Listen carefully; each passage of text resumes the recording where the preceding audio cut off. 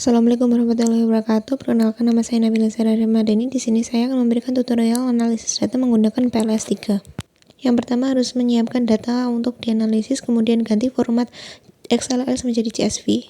Kemudian buka PLS, lalu pilih New Project, kemudian tuliskan nama project kalian, lalu pilih yang itu import data, kemudian pilih data CSV, kemudian tarik saja variabel-variabelnya. Sendirikan variabel Y, lalu pilih connect untuk menggabungkan variabel X pada variabel Y.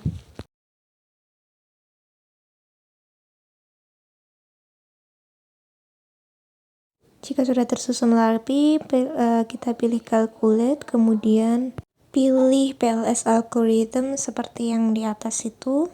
Akan muncul seperti ini, kemudian pilih yang start calculation. Kita tunggu dan menghasilkan seperti ini. Ini merupakan hasil runningan data kita. Nah, yang kita langsung saja ke pengujian validitas convergent menggunakan loading factor, yaitu dengan melihat dari outer loadings. Di sini kita bisa lihat CAR pada CAR, GCK pada GCK, dan di sini variabelnya menunjukkan bahwa nilainya itu lebih dari 70 sehingga dikatakan valid. Jika nilainya kurang dari 70 dan jadi semisal lebih dari 0,60 itu akan dikatakan validitas yang cukup. Sedangkan jika di bawah dari 50, 0,50 itu masih dapat diterima. Nah, ini berarti data saya ini merupakan adalah data yang sangat valid, teman-teman. Kemudian pada validitas convergent kita pengujiannya lagi menggunakan average variance extract atau AV. Kita lihat dari construct reliability and validity seperti ini ya, teman-teman di sini. Nah, kita bisa lihat di sini bahwa nilai yang saya punya adalah nilai yang lebih dari 0,50. Nilai AV dilihat pada yang kotak ini, kotak merah, yang dinyatakan valid. Kemudian pada pengujian selanjutnya yaitu adalah validitas diskriminan. Nah, pada validitas diskriminan ini kita menggunakan 3 metode penghitungan ya. Ada cross-loading, Fornell-Larker, sama latent variable correlation. Untuk cross-loading sendiri kita melihat dari diskriminan validity. Di sini kita bisa langsung pilih yang cross-loading di sini. Jadi jika bisa kita lihat di sini pada cross-loading nilai CAR pada CAR menunjukkan korelasi yang kuat dibandingkan dengan variabel-variabel lainnya. Maksudnya korelasi antara CAR pada CAR itu adalah berkorelasi kuat, sedangkan pada CAR pada GCK itu tidak terlalu kuat, dan lain sebagainya, karena dia memiliki nilai yang lebih kecil daripada variabel lainnya. Baikpun juga yang lain seperti GCK, dia memiliki korelasi yang kuat karena nilai dia paling tinggi di antara variabel lainnya. NIM pun seperti itu, NPL juga seperti itu, dan ROA seperti itu juga. Kemudian kita lanjut ke Fornell-Larker. Fornell-Larkernya seperti ini. Nah, kita bisa lihat rasio berkorelasi kuat juga karena di sini CAR pada CAR, GCK pada GCK, NIM pada NIM juga sama ya teman-teman. CAR pada CAR seperti ini tidak ada pembandingnya dan dia paling tinggi, dan GCK juga sama, dia lebih tinggi daripada CAR, dan NIM lebih tinggi daripada GCK dan CAR. Kemudian NPL di sini lebih tinggi daripada NIM, GCK, dan CAR, baik itu pun juga ROA. Kemudian pada latent variable. Untuk latent variable sendiri kita pilih di sini teman-teman, di latent variable yang ini. Kita pilih yang latent variable correlation. Nah, ini hampir sama teman-teman, sama seperti cross-loading, Fornell-Larker. Intinya juga sama, dia lebih tinggi daripada variabel-variabel yang lain. Di sini CAR pada CAR lebih tinggi daripada variabel lain, KJG pada KJG juga lebih tinggi daripada variabel yang lain, dan seterusnya. Kemudian kita melakukan pengujian reliabilitas. Nah, di sini kita bisa buka construct reliability and validity. Nah, untuk uji reliabilitas ini pada Cronbach Alpha kita lihat di sini, yang sini menunjukkan angka 1000 yang artinya lebih dari 0,70, sehingga bisa dikatakan bahwa data yang saya punya ini merupakan data yang reliable. Untuk pengujian reliability selanjutnya yaitu dengan composite reliability. Nah, kita juga caranya sama, dilihat pada construct reliability and validity. Kemudian kita lihat pada RHOA-nya ini, teman-teman. Ini juga termasuk reliable karena lebih dari 0,70. Kemudian itu pengujian model fit. Pengujian model fit ini dengan cara melihat model fit ini, teman-teman.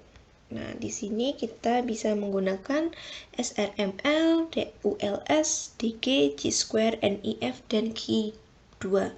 Untuk Q2 nanti kita bahas selanjutnya. Nah, pada SRMR ini kita mendapatkan nilai 0 dan 0,000 dan 0,000 juga. Nah, artinya dia merupakan kurang dari 0,10. Yang bisa kita simpulkan bahwa nilai SRMR ini merupakan perfect fit. Nah, kemudian pada DULS di sini nilainya baik karena nilainya adalah 0,00. Semakin mendekati 0, semakin bagus. Nah, kemudian pada tabel DG juga sama, 0,000 mendapatkan nilai 0,00 itu dinyatakan baik karena mendekati 0 gitu, teman-teman, dan menghasilkan nilai 0. Nah, pada Chi-square ini juga dikatakan baik karena dapat dihadirkan bahwa nilai ini tidak memiliki perbedaan antara nilai yang diprediksi dengan nilai observasinya. Untuk NIF menunjukkan nilai 1000 yang dapat dihadirkan dengan perfect fit. Nah, pada NIF ini berbeda dengan DULS dan DG. Kalau NFI semakin mendekati 1 merupakan dia adalah perfect fit.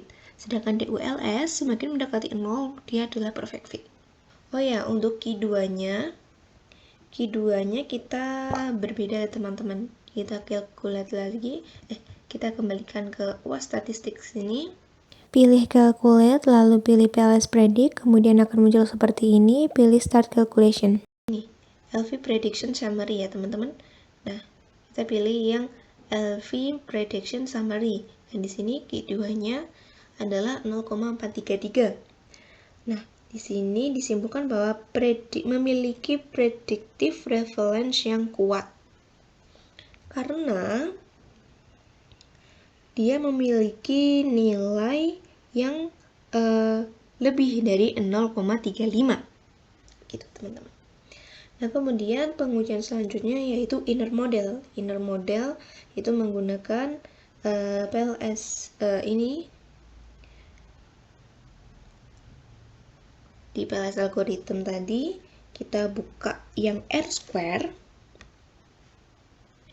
R-square ini, nah ROA mendapatkan 0,47 dan 0,471 untuk R adjustnya. Nah, pada R-square ini, dia memiliki nilai yang moderat karena kurang dari 0,75. 0,75 itu dianggap untuk nilai yang kuat dan lebih dari 0,2, sehingga dia berada di tengah-tengahnya. Karena kurang dari 0,75 dan lebih dari 0,25, sehingga dia dinyatakan moderat. Begitupun dengan R-square adjustednya juga seperti itu. Dia termasuk nilai yang moderat karena kurang dari 0,67 dan lebih dari 0,19. Kemudian untuk pengaruh langsung, kita bisa lihat pada bootstrapping.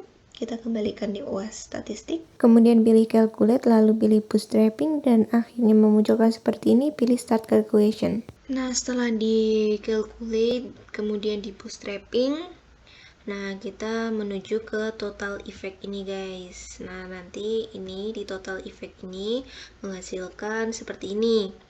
Untuk analisisnya yaitu H1 atau NIM sebagai efisiensi bank memiliki pengaruh positif terhadap ROA. Pada tabel original sampel ini menunjukkan angka 0,343, sedangkan untuk nilai T yaitu T statistiknya memiliki angka 6946. Nah, untuk T tabelnya sendiri kita mencari sendiri. Kita mendapatkan, untuk saya mendapatkan T tabelnya 1,651. Nah, berarti T statistik ini lebih dari 1,651 yang merupakan T tabel. Dan pada p-values-nya kita mendapatkan nilai 0,00 yang artinya kurang dari 0,5. Nah, dari analisis tadi kita dapat simpulkan bahwa H0 itu ditolak dan H1 diterima. Untuk NIM atau efisiensi bank memiliki pengaruh langsung yang positif terhadap ROA.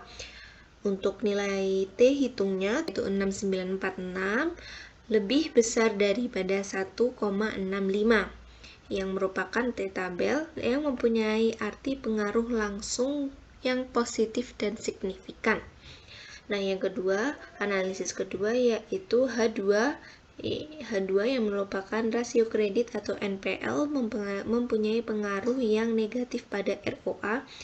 Nah, di sini dilihat pada original sampelnya memiliki nilai negatif minus 0,337 dan untuk T statistiknya 4,652 ini lebih besar daripada 1,651 dan p-values-nya 0,000 yang artinya kurang dari 0,5 sehingga dapat disimpulkan bahwa H0 ditolak dan H2 diterima, dan untuk NPL mempunyai pengaruh negatif pada ROA dengan nilai T hitung 4,348 yang lebih besar daripada 1,651 yang mempunyai arti pengaruh langsung negatif yang signifikan. Kemudian untuk analisis yang ketiga yaitu GCG atau tata kelola perusahaan mempunyai pengaruh positif terhadap ROA dengan original sampelnya 0,209 yang mempunyai arti nilai koefisien yang negatif, dan dengan nilai T yaitu 3,341 yang merupakan lebih besar daripada T tabel 1,651 dan p-values-nya memiliki nilai 0,001 yang artinya kurang dari 0,05 yang menghasilkan analisis H0 ditolak dan H3 diterima. Kemudian pada H4 yaitu CAR atau rasio kecukupan modal yang mempunyai pengaruh positif terhadap ROA atau rasio profitabilitas dengan nilai original sampelnya yaitu 0,063 yang menyatakan nilai koefisien yang positif dengan nilai T statistik 1,146 yang merupakan kurang dari T tabel yaitu 1,651 dengan nilai p-values-nya 0,252 merupakan lebih dari 0,5 yang memiliki arti H4 ditolak dan H0 diterima dengan nilai T hitungnya yaitu 1,146 merupakan kurang dari 1,65 mempunyai pengaruh langsung yang negatif dan signifikan. Sekian, kurang lebihnya mohon maaf. Wassalamualaikum warahmatullahi wabarakatuh.